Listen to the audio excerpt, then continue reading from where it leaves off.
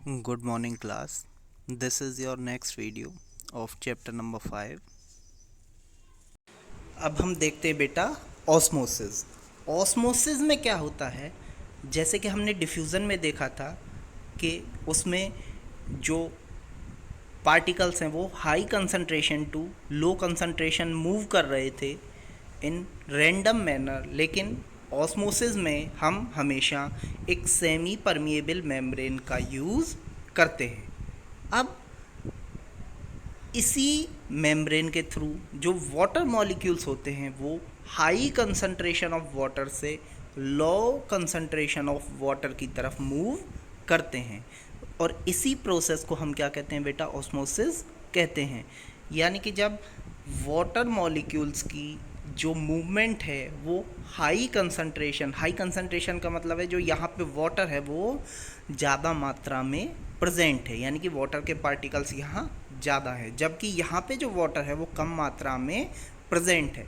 तो semi permeable membrane के through जो हमारे वाटर के मॉलिक्यूल्स हैं वो हाई कंसंट्रेशन से लो कंसंट्रेशन की तरह मूव करना शुरू कर देते हैं, और इसी प्रोसेस को हम क्या कहते हैं, ऑस्मोसिस कहते हैं।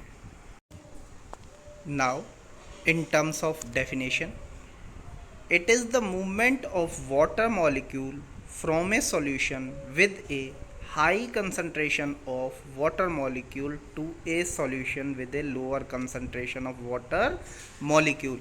यानी कि वाटर मॉलिक्यूल्स की हाई कंसंट्रेशन से लो कंसंट्रेशन की तरफ मूवमेंट होती है through a cells partially permeable membrane, यानी कि एक पार्शली परमिएबल मेम्ब्रेन के थ्रू, और उसी को हम क्या कहते हैं बेटा, ऑस्मोसिस कहते हैं। जैसा कि आप यहाँ पर देख रहे हैं कि इस साइड में जो वाटर मॉलिक्यूल हैं उनकी कंसंट्रेशन कैसी है, हाई, और जो ये साइड है इस तरफ, इसमें क्या है, वाटर मॉलिक्यूल्स की कंसंट्रेशन लो है, और ये दोनों किससे सेपरेट हैं, पार्शियली परमिएबल मेम्ब्रेन के थ्रू।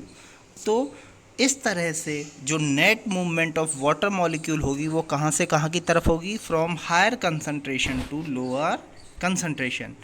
तो इसी प्रोसेस को हम क्या कहते हैं, ऑस्मोसिस कहते हैं। यानी कि the movement of water molecule from high concentration to low concentration through a partially permeable membrane is known as osmosis।